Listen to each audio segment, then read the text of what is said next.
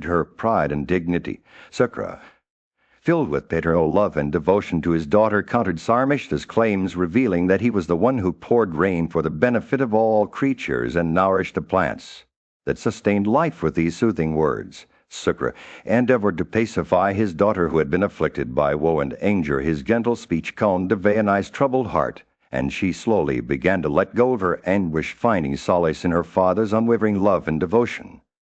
In the midst of a tranquil forest glade, Sukra, the venerable sage, sat in contemplative silence. Beside his daughter Devayanai, the soft rustle of leaves and the gentle hum of insects created a soothing melody.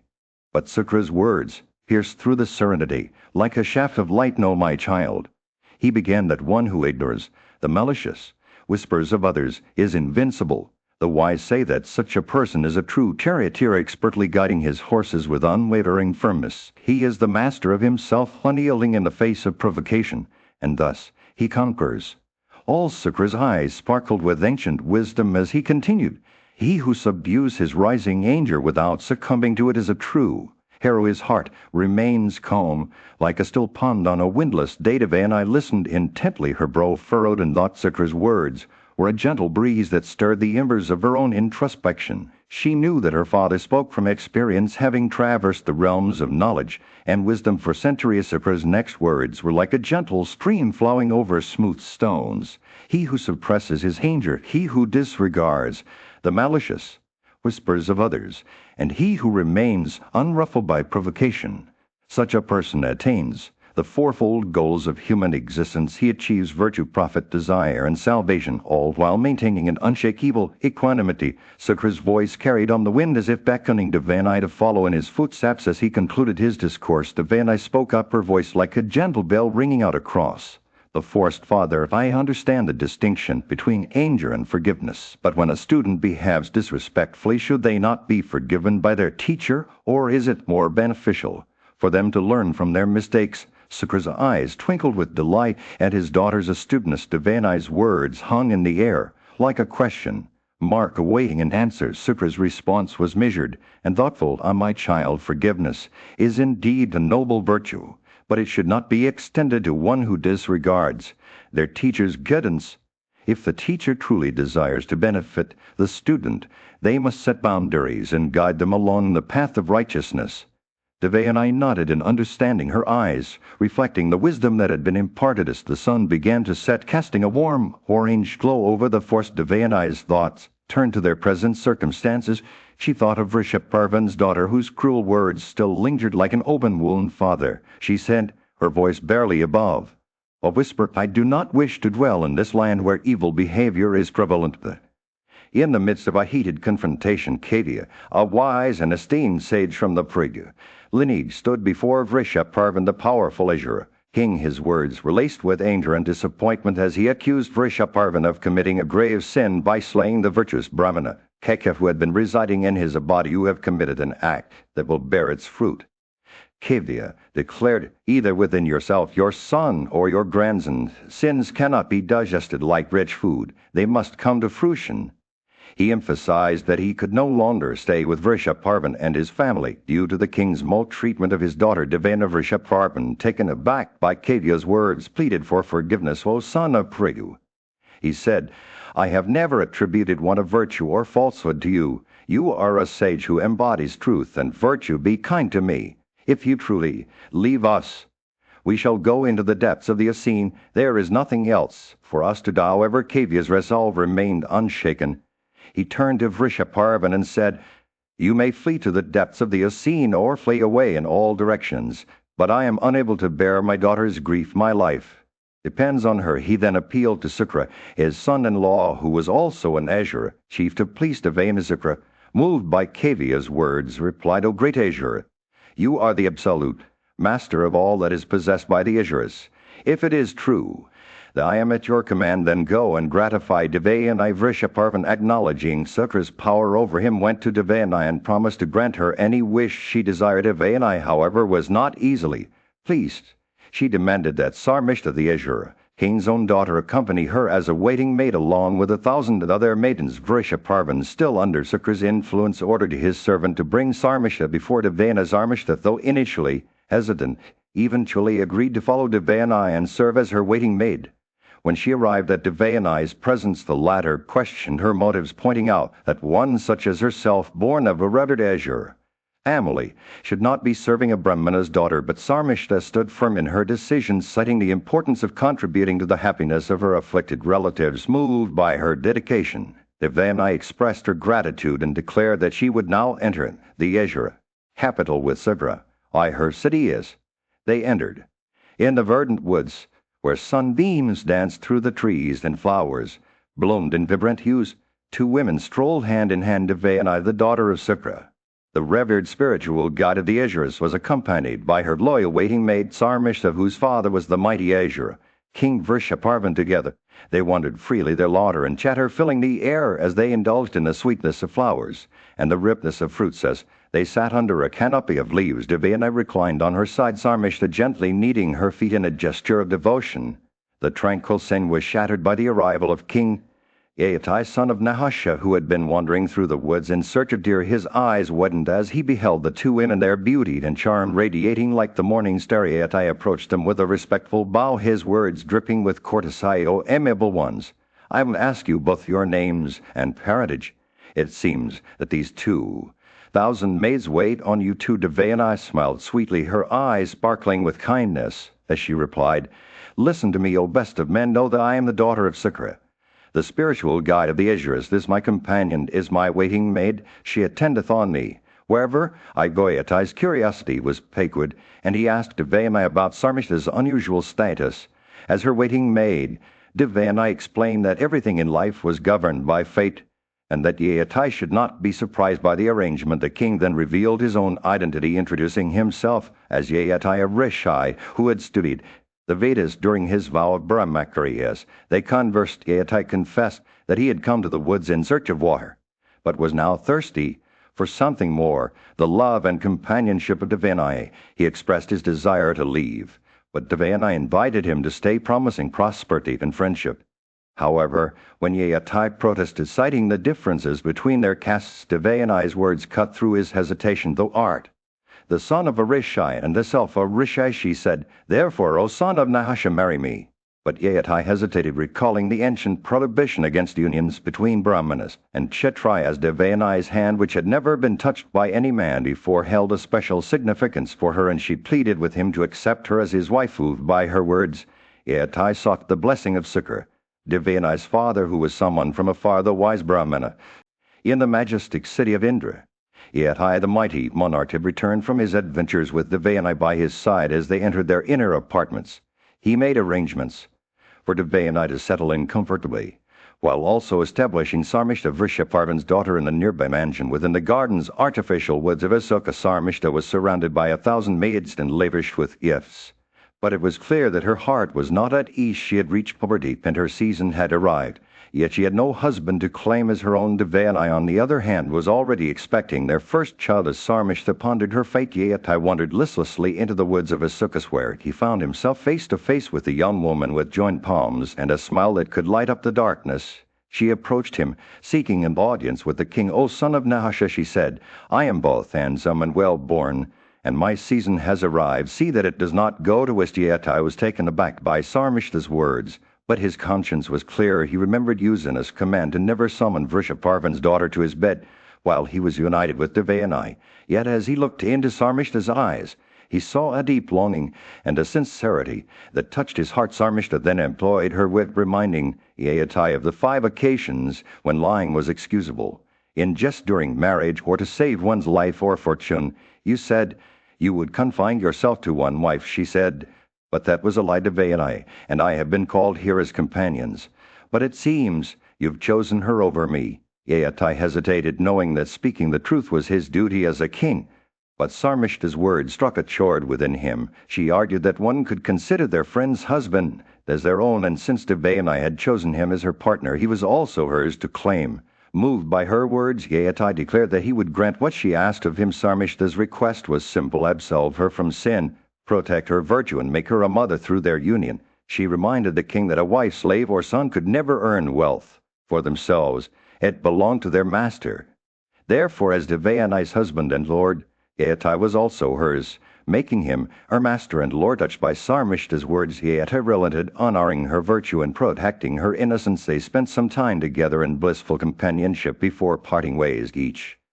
In the verdant woods of Yeatai's extensive park, a drama unfolded, one that would shake the very foundations of relationships and virtue. Devanai, daughter of Usanus, the son of Kevai, was known for her sweet smile and gentle nature. Her husband, King Yeatai, had recently brought home 2 sons from his union with Sarmishta, the daughter of Parva. But Devanai's heart harbored a secret sorrow. She had been aware that Sarmishta was carrying another man's child, yet she chose to keep this knowledge hidden, fearing the consequences. One day, while strolling through the woods with Yeatai, Devanai came across 3 children of celestial beauty playing in the underbrush. Their eyes sparkled like stars, and their laughter echoed through the trees. Asking the king whose children they were, Devanai was met with a surprising response. The children pointed to Sarmishta as their mother and Yeatai as their father. The king's face fell weighed down by the weight of his own guilt. The children approached him, their eyes brimming with tears, but he dared not caress them. In Devanai's presence, a scene that followed was one of heart-wrenching sorrow. Devanai confronted Sarmishta, her voice trembling with anger and hurt. "How could you, dear friend?" she asked, her words laced with a deep sense of betrayal. "You know the customs of our people, and yet you have chosen to follow the path of your ancestors." The Danava. Sarmishta stood firm, her words dripping with conviction. "I have acted with virtue and according to the precepts of righteousness," she said. "You, Devanai, are a Brahmana's daughter, and it is only fitting that you should worship me as your superior." The king Yeatai was taken aback by Sarmishta's words, realizing too late the depth of his own transgression. Devanai's world was turned upside down. She felt wronged, her virtue vanquished by vice. With tears streaming down her face, she rushed to her father's side, seeking comfort and solace in his wise counsel. Usanus, the son of Kevai, listened intently as Devanai recounted the tale of Sarmishta's deceit. The Brahmana was outraged by Yeatai's actions. "You have made vice your beloved pursuit," he said, his voice stern and unyielding. "Though you know the precepts of righteousness, you have deviated from the path of rectitude." Yeatai pleaded with Sakra to spare him, but it was too late. The Brahmana's curse was swift and merciless. Yeatai was devastated, his youth overcome by decrepitude in a file. The sun was setting over the kingdom of Yedu, casting a golden glow over the bustling streets. King Yeatai, once a proud and strong ruler, now walked with the aid of a staff, his body racked by the curse of Kavia, also known as Usanus. The weight of age had settled upon him like a shroud, and he felt the pangs of decrepitude. Keenly summoning his eldest son, Yedu, to his chambers, Yeatai revealed the extent of his suffering. "My dear child," he said, his voice trembling with emotion, "I have not yet known the joys of youth. Take this burden from me, and I shall enjoy your vitality for 1,000 years. But Yedu refused, citing the many inconveniences that came with old age, the loss of appetite, the weakness of limbs, and the defeat at the hands of friends and companions. Yeatai's disappointment was palpable as he turned to his next son, Tervasa. "Take this curse from me," he begged, "and I shall revel in your youth for 1,000 years. But Tervasa, too, refused, recoiling at the thought of decrepitude's ravages, the loss of strength, beauty, and intellect. Yeatai cursed him, pronouncing that his dynasty would be extinct, their practices impure, and their people mean-spirited. The king's words dripped with sorrow as he approached his son. "Dreyu, my child," he said, "take this curse from me, and I shall enjoy your vitality for 1,000 years." But Dreyu, too, refused, citing the loss of pleasure that came with old age, the hoarseness of voice, the inability to enjoy elephants and women. Yeatai cursed him as well, condemning his dynasty to rule over a land devoid of roads, good vehicles, and fine animals. As the sun dipped below the horizon, casting the kingdom into a light shadows, Yeatai's disappointment deepened. He had asked each of his sons to take the curse from him, but none would do so. His thoughts turned to Anu, his next son, who refused for similar reasons, the loss of strength, beauty, and intellect that came with old age. Finally, the king's eyes fell upon Puru, his youngest child. "Thou art my youngest son," he said, his voice heavy with emotion, "but thou shalt be the first among all. Take this curse from me, and I shall enjoy your youth for 1,000 years." And to Yeatai's surprise, Puru agreed with humility and devotion. He accepted the burden of his father's decrepitude, saying, "I shall do as you bid, O monarch. Take my youth and enjoy the pleasures of life." The king's eyes shone with gratitude as he transferred the curse to Puru's body, and in that moment, in the lush gardens of Indra's realm, King Deitai, son of Nasha, reveled in his newfound youth. The gift from Puru, his youngest son, had granted him another 1,000 years to indulge in life's pleasures with an unwavering dedication to his duties. As a king, Deitai ensured that every aspect of his rule was guided by the principles of Dharma as subjects prospered under his wise leadership. He honored the gods with grand sacrifices, pleased the ancestors with offerings, and provided for the poor with generous charity. The Brahmanas were revered, the Vaisyas protected, and the Sudras treated with kindness. Even the most wayward individuals were brought back to order through fair punishments. As Yeatai's reign continued, he found himself entwined in a romantic dance with Visvakaya, celestial maiden, amidst the verdant gardens of Indra, the resplendent city of Kavra, and the majestic peak of Meru. Yet as the years passed, Deitai began to feel an unsettling sense of longing for something more. Summoning Puru, his loyal son, he shared with him the wisdom he had gained over 1,000 years. "My dear son," Deitai said, "our desires can never be truly satisfied by indulgence. They only grow stronger, like flames fed by sacrificial. But our true happiness lies in renouncing worldly attachments and finding solace in the peace of the forest." With these words, Deitai made a profound decision. He would relinquish his kingdom to Puru and return to a life of simplicity in the woods, his heart now fixed on Brahma. He sought to share the burdens of kingship and live out his days surrounded by nature's innocence. As news of Yeatai's intentions spread, the four orders, with Brahmanas at their helm, approached him with concerns about the succession. They argued that Yedu, as the eldest son, should inherit the throne, citing the ancient wisdom of Sukra, who decreed that the son who obeyed his father would become king. However, Yeatai countered their arguments, pointing to Puru's unwavering loyalty and devotion. "Puru is my friend," he said. "He has always acted in accordance with my wishes, and it is only fitting that he should inherit the kingdom." The people, convinced by Yeatai's words, declared in favor of Puru's ascension. With the monarch's blessing, Puru was installed on the throne, marking a new era for the kingdom. As Yeatai departed his capital, surrounded by Brahmanas and ascetics, he began his journey into the woods, leaving behind the trappings of kingship to live out his days in contemplation. The people celebrated this transition, knowing that their beloved king had found true happiness in renouncing worldly attachments. And so, as yet in the lush woods, King Deitai, son of Nasha, had finally achieved his heart's desire. After installing his youngest son, Puru, on the throne, he felt an overwhelming sense of joy and contentment. With a gentle smile on his face, he bid farewell to his loved ones and set out to lead the life of a hermit. As he wandered deeper into the forest, King Deitai was accompanied by wise Brahmanas who shared their knowledge and guided him on his spiritual journey. Together, they observed rigorous vows, subsisting on fruits and roots, while patiently enduring countless hardships. The king's mind and body became stronger with each passing day, as if infused with a newfound sense of purpose. Years turned into decades, and the king's dedication only intensified.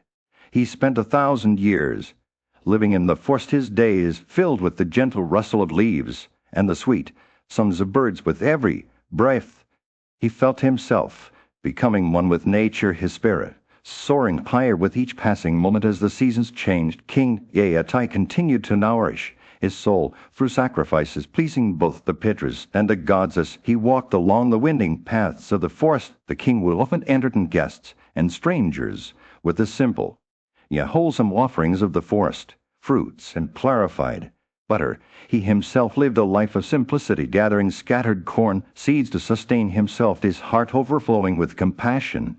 King Deitai welcomed all who sought refuge in his presence. 1 year passed like a fleeting dream as he observed the vast silence, his mind a tranquil lake reflecting the beauty of the world around him. The next year, he stood tall amidst 4 blazing fires, their fires flames tempered by the gentle warmth of the sun shining above. For 6 long months, King Deitai stood upright on one leg, his body strong and unshakable as a mountainous. The seasons unfolded like a tapestry. King Deitai's spirit ascended to the realm of heaven, filling it with the radiance of his achievements. His name became synonymous with virtue and wisdom, echoing across the lands like a gentle breeze rustling through the trees. Yet this was not the end of his journey. For in the celestial expanse the new chapter awaited King Yeatai, one that would test his mettle, then prove his unwavering commitment to the path of righteousness. But as fate would have it, King Yeatai's sojourn in heaven was short-lived. Indra, the mighty king of the gods, hurled him from the celestial realm back down to earth.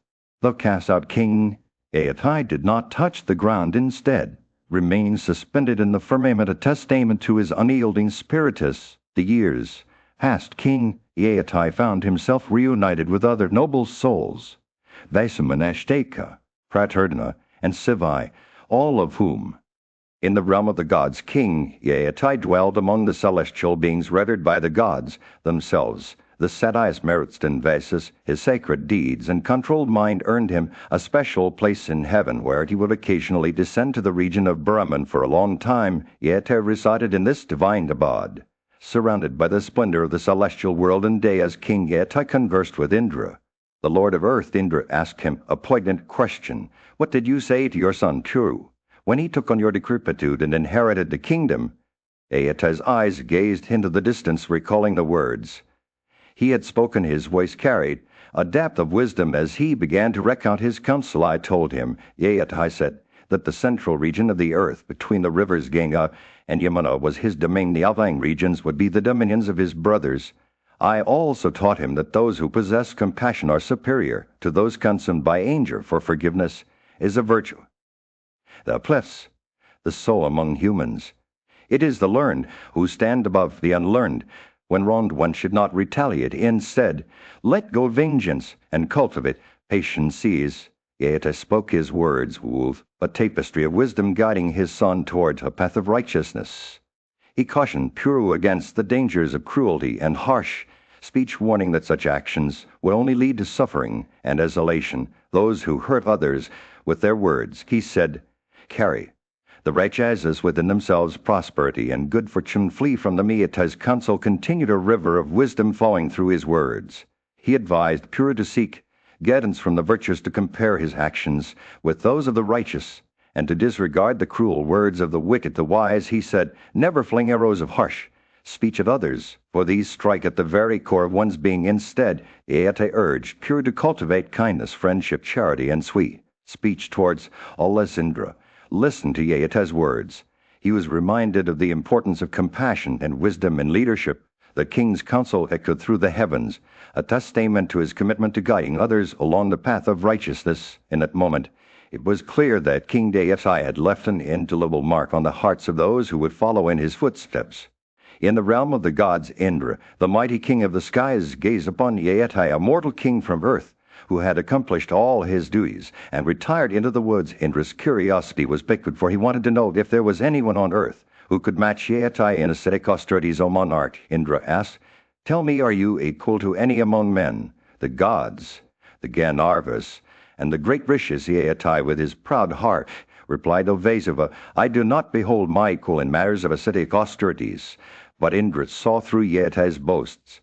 He knew that the mortal king disrespected those who were superior to him, and even those who were inferior. Your virtues have suffered diminution, Indra said, and you must fall from heaven. Yeatai, realizing his mistake, begged for mercy. O Sakra, if my virtues have indeed diminished, I desire that I may at least fall among the virtuous. And the honest Indra, seeing Yeatai's genuine remorse, replied, you shall fall among those who are wise and virtuous, and you will acquire much renown. And after this experience of yours, never again disregard those who are your superiors or equals. As Yeatai fell from the heavens, he was caught in his descent by Ashtaka, a royal sage known for protecting his own faith. Ashtaka beheld Yeatai's radiant form and asked, who are you? O you of the beauty equal to Indra, as you blaze with splendor like fire or the sun, and your energy is immeasurable. Every being in the realm was curious about the falling figure who seemed to possess the power of the gods. Ashtaka approached Yeatai with compassion, saying, let thy fears be dispelled, let thy woes and afflictions cease. You are now among the virtuous, and wise Sakra himself cannot harm you. Hear the sage's words soothed Yeatai's soul, and he realized that he had found a refuge among those who understood his plight. Ashtaka continued to speak. Fire alone has power to give heat. The earth alone infuses life into the seed, and the sun alone illuminates everything. But it is the guest who commands respect from the virtuous, and wise Yeatai understood that he had been given a rare gift, the chance to find solace among those who would treat him with kindness. And this moment of humility, Yeatai's heart was filled with gratitude towards Ashtaka and his fellow sages. He knew that he had found a new family among the virtuous, and that their wisdom would guide him through his struggles, and so Yeatai stayed among them. The sun was setting over the sacred sacrificial grounds, casting a warm orange glow over the scene. King Yeatai, a wise and venerable monarch, stood before his grandson Ashtaka, recounting the tale of his life's journey. "I am Yeatai, son of Nahusha and father of Puru," he began, his voice filled with a deep sense of reverence.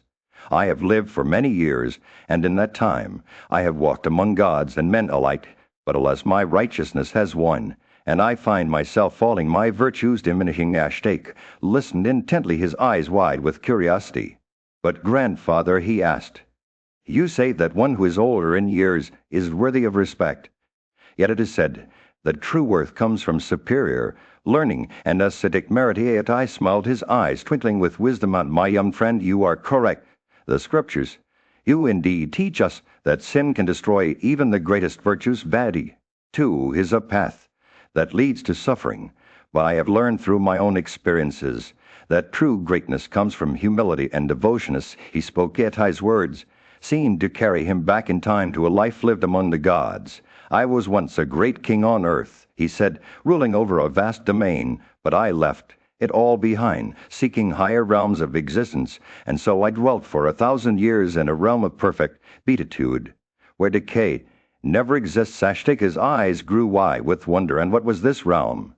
"Like grandfather," he asked. Yeatai's smile deepened. "It was the abode of Indra, the king of gods, with 1,000 gates, and an expanse that stretched over 100 yojanas, and there I dwelt for another 1,000 years, surrounded by beauty and splendor beyond my wildest dreams." But Yeatai still took a darker turn as he spoke of his eventual fall from grace. "I was cast out of Nandana, the celestial gardens. My virtues lost, the gods themselves mourned my fate, crying out in sorrow as I fell through the skies." Ashtaka listened with rapt attention, his heart heavy with compassion for his grandfather's plight. "And so," Yeatai continued, "guided by the wisp of smoke rising from the sacrificial fire, I asked the gods where I was to fall," he said, "and they pointed out this sacred region, your own domain. And so I come before you now, grateful to find a place among those who reverence the divinities." Yeatai finished speaking. The air seemed to grow quiet, as if the very presence of the gods had settled over the land. Ashtaka looked up at his grandfather with new eyes, seeing in him, in the lush gardens of Nandana, where the gods themselves once roamed, Ashtaka, a wise and inquisitive soul, sought out Yeatai, a king renowned for his righteousness. For centuries, Yeatai dwelled among the divine, surrounded by the beauty of nature and the splendor of the celestial realm. Ashtaka's curiosity got the better of him, and he asked Yeatai about the mysteries of the afterlife, capable of assuming any form. "Well," Ashtaka inquired, "you have lived for 1,000,000 years in these gardens. For what cause have you been compelled to leave this realm and come here?" Yeatai's expression turned somber as he replied, "As kinsmen, friends, and relatives forsake those whose wealth disappears, so too the gods with Indra at their helm forsake him who has lost his righteousness." Ashtaka was deeply troubled by these words. He pressed Yeatai for more information about how men can lose their virtue in the afterlife. "Tell me also," he asked, "what regions are attainable by what courses of action?" Yeatai's eyes seemed to cloud over as he began to explain the consequences of a life lived without righteousness. "Those who speak of their own merits," Yeatai said, his voice heavy with sorrow, "are doomed to suffer in the hell called Valma. They appear to grow on earth only to become food for vultures, dogs, and jackals." Ashtaka's face fell as he listened to these words. He asked Yeatai to continue, his heart filled with a sense of wonder and trepidation. Yeatai explained that after the dissolution of the body, the soul enters the womb of its mother in an indistinct form. It stays there for a time before assuming a distinct shape and reappearing in the world. This, Yeatai said, was the earth hell Valmud, where the soul falls unaware of its own existence and unable to act towards its liberation. Ashtaka's questions continued, seeking clarity on the nature of birth and death. After death, he asked, the body is burnt or destroyed, Reduced to nothing upon such dissolution, by what principle is one revived? Yeatai's expression turned wise as he replied, "The person that dies assumes a subtile form, retaining consciousness of all his acts.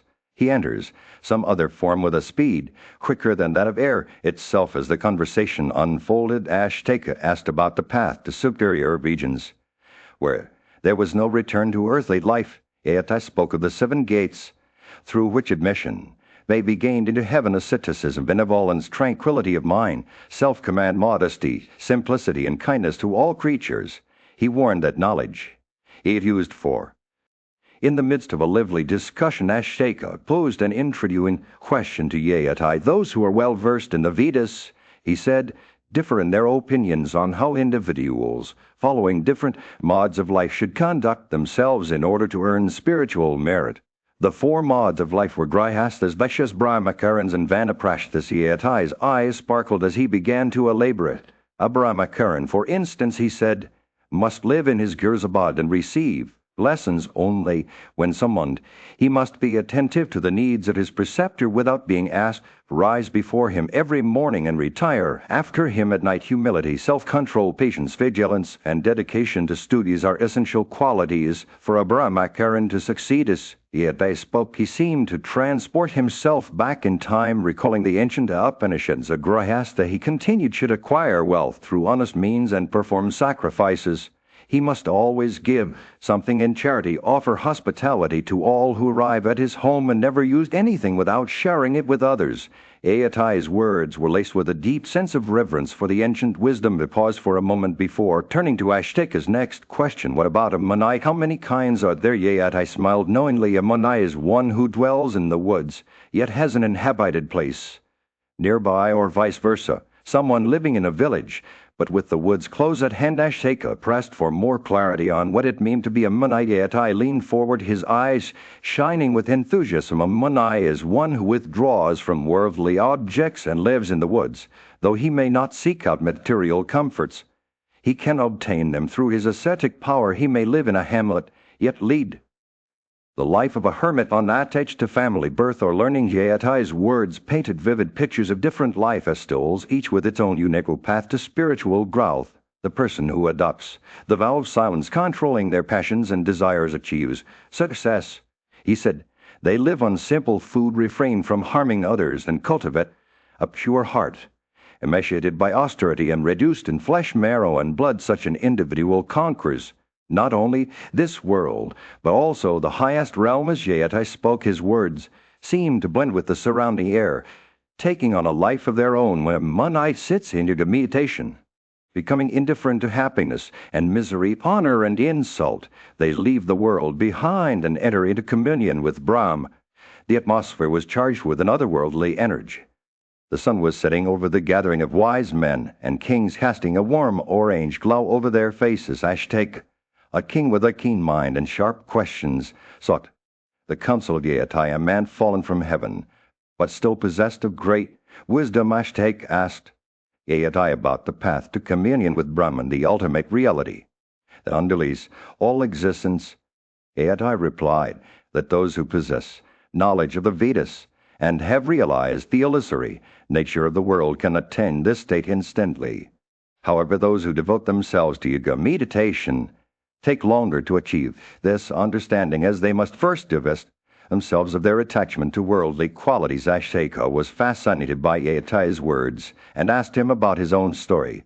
Yeatai explained that he had fallen from heaven due to the loss of his spiritual merits, but that he was destined to fall amidst wise and virtuous men like those gathered before them. Ashtaka, moved by compassion for Yeatai's plight, offered to give him all his own accumulated religious merits acquired through yoga austerities in exchange for sparing him from falling into the earth hell. Yeatai, however, declined this offer, citing the rules of Dharma that prohibit one king from accepting gifts of another king's spiritual merits.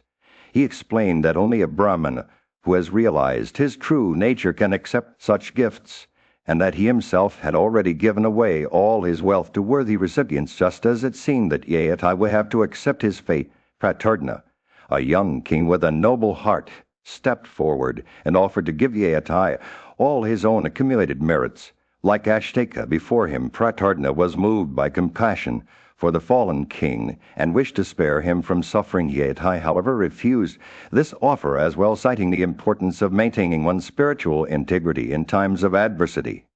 He explained a king should always strive to walk the path of virtue even when faced with calamity, and that accepting gifts from others would compromise his own moral character. As the sun dipped below the horizon, casting the gathering in a soft twilight glow, Asimut, another wise man present, spoke up to address Yetai. His words were about to change the course of events, but for now the focus remained on the complex and nuanced discussion between Ashtaka, Pratardna, and the fallen king Yetai. In the realm of the gods, Vesemut, a noble son of Ashadas, was stood before King Yetai seeking wisdom. I am but a humble soul, Vesemut said, and I ask, great king, if there be worlds for me to enjoy in heaven, for the firmament is reward for my virtuous deeds. Yeatai's eyes twinkled with knowledge as he replied, there are countless realms for you to savor, Vesemut, shining like lightning in the firmament. The number of worlds is as boundless as the stars themselves. Vesemut's face lit up with joy, but his heart was soon filled with generosity. I offer these worlds to you, great king, he said. May they be yours to enjoy, for I shall never set foot in them. Yeatai's eyes widened in surprise at such kindness, and he declined the gift. I do not accept your generosity, Vesemut, he said, but tell me, how may a king like myself purchase these worlds? Vesemut smiled and offered another option. If buying them is deemed improper, then take them as a gift from me. Yetai pondered this suggestion, weighing the propriety of accepting such a gift. Sivai, son of Usner, approached him, next inquiring about his own prospects for attaining heavenly realms. Yetai replied that Sivai's virtues were unmatched, and that he had already claimed his rightful place among the blessed. Vesemut, Sivai, and others continued to offer their gifts. King Yetai declined, each one citing a desire to earn his own merit. Ashtaka, son of Arisha, asked about the 5 golden cars displayed before them, inquiring if they might ride on them to reach heaven's gates. Yetai smiled benevolently and said, those cars shall bear you to realms of eternal bliss. But instead of taking them for himself, he invited all his companions to join him on a journey to heaven. Together they rode the golden cars into the firmament, their virtues lighting up the universe like a celestial display. As they ascended, Ashtaka, still curious about Yeatai's past, asked about his origins and deeds on earth. King Yetai revealed that he was Yetai, son of Nahash, lord of all the earth, who had given away wealth and horses to Brahmanas and earned their admiration. He told them how his truth and virtue had made him a beloved figure among gods and mortals alike. As they neared the gates of heaven, King Yetai shared his final words with his companions. He who reads my story to good Brahmanas without malice shall himself attain to these same worlds. And so the illustrious King Yetai ascended to heaven, leaving behind a legacy that would be remembered for ages to come. In the golden light of dawn, King Janamejaya sat in his throne room, surrounded by the opulence of his kingdom. His eyes sparkled with curiosity as he addressed his wise mentor Vesempe, an adorable one. He said, I desire to hear the histories of those kings who were descended from pure. Tell me of each as they were possessed of prowess and achievements. Vesempe smiled, knowing that this was a tale worth telling. He began by recounting the story of Kuru, who had 3 sons, Pravira, Aswara, and Rudraswa. Among them, Pravira was the perpetuator of the dynasty. His son, Manasyu, ruled over the whole earth, bounded by the 4 seas, his eyes shining like lotus petals. Manasyu's wife Sadur bore him 3 sons, Seka, Sahana, and Vajmai. These young warriors were renowned for their bravery in battle, and they grew up to perform numerous sacrifices in honor of the gods. They had sons who were learned in all branches of knowledge and devoted to virtue. Among them, Ritu became the sole monarch of the whole earth, known by the name of Anadrishai. He was like unto Vasava amongst the celestials in his prowess. Anadrisha's son, Mayanara, was a famous and virtuous king who performed the Rajishriya and the horse sacrifice. Mayanara had 4 sons, Tansa, Mahan, at Tiratha, and Druyo. Among them, Tansa, of great prowess, became the perpetrator of Kuru's line. He subjugated the whole earth, acquired great fame and splendor, and begat a son named Ilan. Ilana was the foremost of all conquerors, bringing the whole world under his subjection. He had 5 sons with Dashmata at their head, Dashmata, Shura, Dhamma, Pravasu, and Vasan. The eldest of them, Dashmata, became king, and he had an intelligent son named Varata, who founded a dynasty that would spread its fame far and wide. Avera's 3 wives bore him 9 sons, but none of them were like their father, their mothers. Therefore grew angry and slew them all. The procreation of children by Mahabharat became vain. However, the monarch then performed a great sacrifice, and through the grace of Bharadwaja, he obtained a son named Umani. He begat 6 sons, Sultra, Sultraisava, Suya, Devaradat, and Kikeka. The eldest of them all, Sultra, obtained the throne and performed many Rajeshwas and horse sacrifices he brought under his. The sun had just begun to rise over the kingdom of Hastinapura, casting a warm glow over the bustling streets. Janamejaya, the king, sat on his throne, surrounded by his advisors and courtiers. He turned to Vaisapayana, the wise Brahmana, and said, "O revered one, I have heard the story of my ancestors from you, but it was like sipping a droplet of nectar that left me wanting more. Please recite the full tale of our lineage starting from man." The Lord of Creation, Vaisapayana, smiled and began to speak in a gentle voice here. "Then, O monarch, as I recount the auspicious account of your own family line, just as I had heard it from Dwapana, before he took a deep breath and continued, Daksha begat Aditya, who gave birth to Vivaswat. Vivaswat was the father of man. The first king of our lineage is." Vaisapayana spoke. Janamjaya's eyes sparkled with interest. He leaned forward, eager to hear more about his ancestors. "The Brahmana," continued, "man who begat Hat, who in turn gave birth to Puravas. Puravas was a great king and had many sons, including Esnaasha and Yeatai. Yeatai's story was one of love and loss. He had 2 wives, Devayani and Sarmishta, and they bore him 5 sons, Yadupturvas, Druenu, and Puru. These brothers would go on to found great dynasties that would shape the course of his story." Janamjaya's eyes widened as Vaisapayana spoke about his ancestors' bravery and wisdom. He listened intently as the Brahmana described how Yadu's descendants became known as the Yadavas, while Pura's line was called the Pauravas. The story continued to unfold like a rich tapestry, with each generation weaving its own unique thread into the fabric of his story. Janamjaya heard about Prechinwat, who conquered all the eastern lands up to the dawn of the sun, Senyatite, who married Varingya and begat Ahayantai, and Sarvabhauma, who took Sananda as his wife after obtaining her by force. As Vaisapayana spoke, Janamjaya's mind was filled with wonder. He had never known so much about his ancestors' lives before. The Brahmana continued, "And from Ahayantai came Arayan, who married Anya and begat Mahabharat. Mahabharat took Swajna as his wife, and their son Ayutnaya was born." Janamjaya's eyes sparkled with excitement as he heard about it. In the realm of the gods, a majestic assembly had gathered to pay homage to Brahman, the supreme deity. The celestial beings, adorned in their finest attire, stood before the sacred fire, their voices raised in devotion. Among them was King Mahabharat, a just and powerful ruler from the Aishak dynasty, known for his truthfulness and bravery. He had pleased the gods with 1,000 horse sacrifices and 100 Rajeshwas, earning himself a place among the heavens, says Ganga.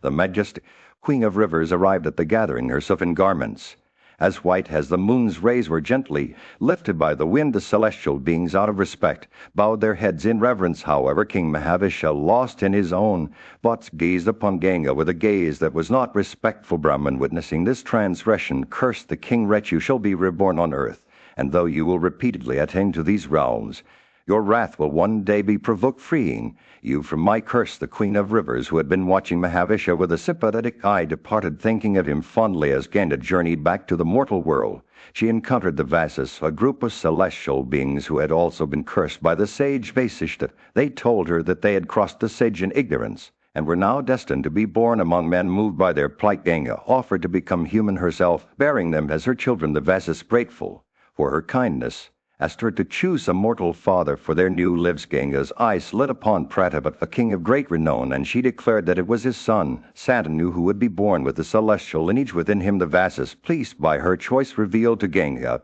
their desire. After birth, they wished to be cast into the waters, so as not to suffer the hardships of human life. For too long, Ganga agreed to their request, but asked that at least one son might survive, so that her labor would not be in vain. The Vasas, moved by her compassion, promised to contribute an 1/8 part of their divine energies to ensure the birth of a single child. As the celestial beings departed, Ganga remained on earth, carrying within her the promise of a new life, and Supratipa's son, Santanu, was born, bearing the blessings of both his mortal and celestial heritage. Though he would grow up to become a great king, his life would be marked by sorrow and hardship, as foretold by the curse of Brahman. Yet in that moment Ganga's heart swelled with hope, knowing that her children would one day find their way back to the heavens. In the land of the Kuras, there lived a just and kind king named Pratipa. He had spent many years in deep contemplation at the source of the sacred river Ganga, seeking spiritual enlightenment. One day, as he sat in meditation, a beautiful celestial maiden rose from the waters and approached him. She was no ordinary woman, for her beauty shone like the radiance of the gods. The maiden, with skin as fair as the full moon, sat upon Pratipa's right thigh, which was strong as a solid tree. The king, taken aback by her beauty, asked her what she desired. With a gentle smile she replied that she wished to be his wife. Pratipa, however, was bound by his vows of chastity and could not yield to her advances. "You are not my wife or a woman of our order," he explained gently, "but I can offer you another arrangement. You may become the daughter-in-law of our house." The maiden agreed to this proposal, for she respected Pratipa's virtue and wished to be part of his noble lineages. It was Pratipa had an elder son named Santanu, who is yet to come into his inheritance. When the time came, Pratipa summoned Santanu and told him about the celestial maiden who had once visited him. He instructed his son to meet her in secret should she appear again, and to accept her as his wife. Santanu, a young man of great intelligence and strength, was installed on his father's throne with a heart full of virtue. He ruled his kingdom with wisdom. However, he soon grew restless and began to spend much of his time in the woods hunting deer and buffaloes. One day, while wandering along the banks of the Ganges, he chanced upon a region frequented by Siddhas and Charanas, celestial beings who lived among mortals. It was there that he saw her again, the beautiful maiden who had once sat on his father's thigh.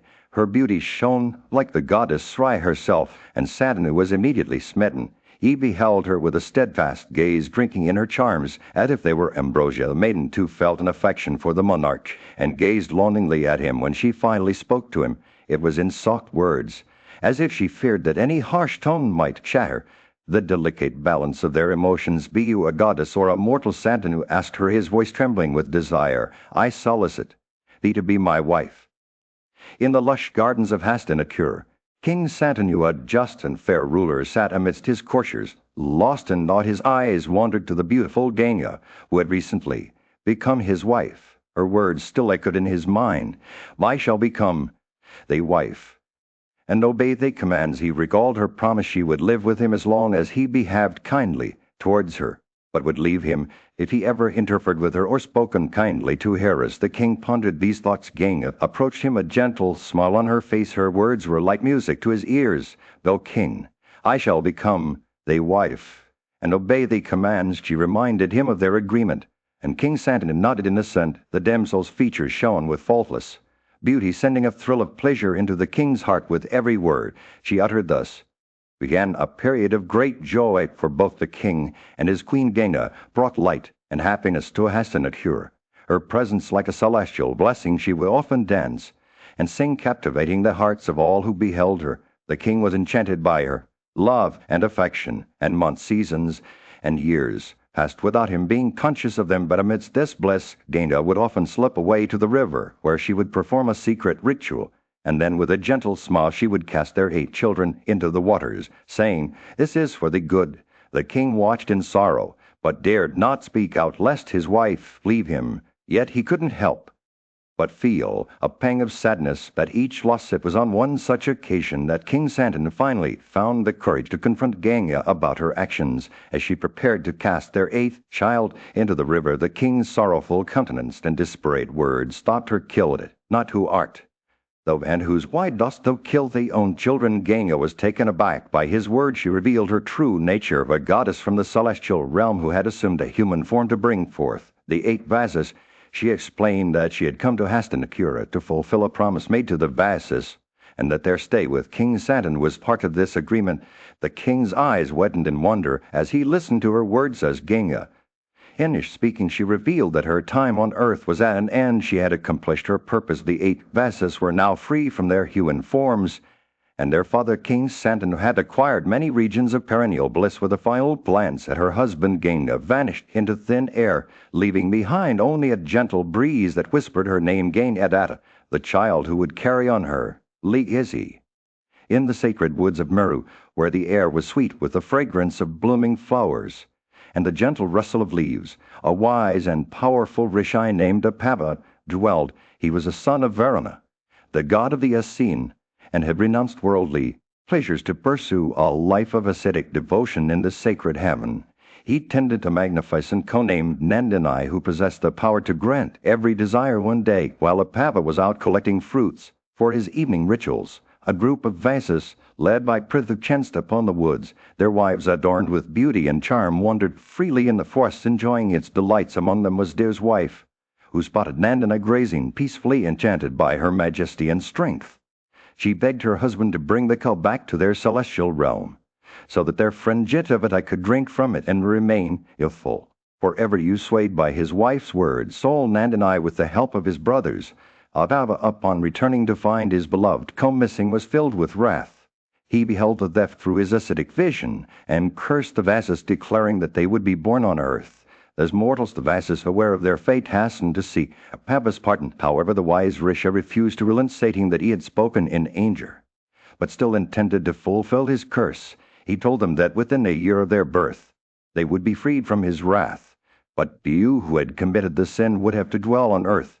For some time the Vases departed. They came to the goddess Ganga, who was dwelling in her sacred form. They begged her to grant them a boon. As soon as they were born, she should cast them into the water, thus freeing them from their earthly life. The goddess, moved by their plea, agreed, and disappeared with the child, taking him away to his chosen region. The child, named Gangia, and Devavriha, would grow up to excel his father in all accomplishments and become a great king of the Bharata.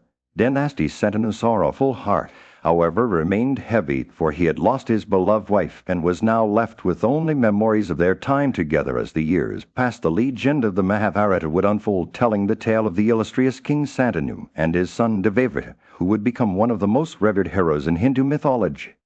In a time long past, in the land of Bharata, there lived a king named Santanu, revered by all for his wisdom, virtues, and truthfulness. He was a just ruler, known for his self-control, liberality, forgiveness, intelligence, modesty, patience, and superior energy. His neck bore 3 lines like a conch shell, and his broad shoulders resembled those of an infuriated elephant. All the auspicious signs of royalty dwelled in him, making him a true embodiment of virtues. He ruled over Hastinapura, the delightful capital of the Kura. Santanu's people prospered under his wise leadership. The king was devoted to virtue and liberality, and his reign was marked by peace and harmony among all creatures. No deer, boars, birds, or other animals were needlessly slain in his dominions, where kindness and mercy prevailed. And day, while pursuing a deer along the banks of the Ganges, Santanu observed that the river had become shallow. He began to reflect upon this strange phenomenon, seeking a cause for the river's sudden change. As he pondered, he beheld the youth of great comeliness, well-built and amiable, who had checked the flow of the river with his celestial whip. Santanu was surprised by this extraordinary feat, but as he looked closer, he realized that the youth bore an uncanny resemblance to himself. However, Santanu's memory of his son Devavriha, whom he had seen only once after birth, was hazy, and he couldn't quite place the young man before him. The youth, recognizing his father, vanished into thin air, leaving the king perplexed. Santanu turned to Ganga, who revealed that the youth was indeed his own son, Devavriha. Born of her womb, she showed Santanu the child adorned with ornaments and fine robes, but the king failed to recognize the goddess in her new form. Ganga then told him that their 8th son, Devavriha, was a mighty warrior, skilled in all branches of knowledge and armed with superior intelligence. Santanu took his son back to Hastinapura, where he was welcomed by the people as the heir apparent. The prince soon won over the hearts of his father and the Parva subjects with his exemplary behavior. Santanu lived happily with his son, proud of the young warrior who would one day become a mighty king. However, fate had other plans for Santanu. 4 years passed, and he felt an insatiable desire to explore the woods along the Yamuna. As he wandered through the forest, he caught the scent of a sweet perfume emanating from a nearby boat in trade. The king followed the fragrance and discovered a beautiful maiden, the daughter of a fisherman, rowing passengers across the river, enchanted by her celestial beauty. In the tranquil surroundings of Hastinapura, King Santanu had finally found his perfect match in Satyavati. The union was blessed with 2 sons, each born with a unique destiny, Chitrangada. The elder son was a paragon of bravery and strength, possessing an unyielding energy that would soon make him a legendary figure among men. His younger brother Vichitravirya was equally impressive, demonstrating remarkable prowess. As a bowman and earning his father's pride, as Saturn, who watched his sons grow, he couldn't help but feel the weight of time on his shoulders. The inevitable passage of years had begun to take its toll, and soon the king realized that his own mortal coil was drawing to a close. With heavy heart, Saturn ascended to the realm of the gods, leaving behind his 2 sons and a kingdom. He loved Bhishma, the wise and mighty son of Saturn, took it upon himself to ensure a smooth transition of power. He placed Chitrangada on the throne, entrusting him with the responsibility of ruling the Kuras. The young prince did not disappoint. His bravery and strength soon made him a force to be reckoned with. His prowess was so renowned that even the powerful king of the Gandharvas, a namesake of the Kuru prince, sought him out for an encounter. The stage was set for a legendary duel on the banks of the Saraswati River in Kurukshetra. The 2 combatants clashed in a fierce battle that raged on for 3 long years. The air was filled with the whizzing of arrows and the thunder of war cries, as both warriors fought with all their might. In the end, it was the Gandharva who emerged victorious, his superior prowess or cunning proving too much for Chitrangada to overcome. As news of his son's demise reached Bhishma, he was filled with a deep sense of sorrow and respect for the fallen warrior. He performed the last rites for Chitrangada, ensuring that his soul found eternal peace. With the elder son gone, Bhishma turned his attention to Vichitravirya, who was still in his minority. The wise uncle placed himself under the young prince's command, guiding him through the treacherous waters of royal politics. Under Bhishma's watchful eye, Vichitravirya grew into a capable and just ruler. During his uncle, for the wisdom he imparted, Bhishma in turn took it upon himself to protect the young prince from harm, ensuring that duty was upheld at all costs. As the years passed, the bond between the 2 men only strengthened, with Vichitravirya learning valuable lessons on governance and leadership from his wise and venerable uncle. In this way, the kingdom of Hastinapura continued to thrive under the guidance of Bhishma, who stood in the sweltering heat of Varanasi at the city of kings. Bhishma, the son of Saturn, stood tall and proud. His mother Satyavati had entrusted him with a crucial task to bring home 3 maidens from the kingdom of Kesai, who were about to participate in a self-choice ceremony. The wise and just Bhishma knew that this was no ordinary marriage ritual. It was a chance for the maidens to choose their own husbands, and he aimed to take them under his protection. As he arrived at the city, Bhishma saw an array of kings from all corners of the land gathered before him. The air was electric with tension as they eyed each other, their armor glinting in the sunlight. Bhishma chose the 3 maidens on behalf of his brother Vichitravirya and took them up on his chariot, proclaiming that he would take them by force. If necessary, the assembled monarchs were outraged at this affront to their dignity.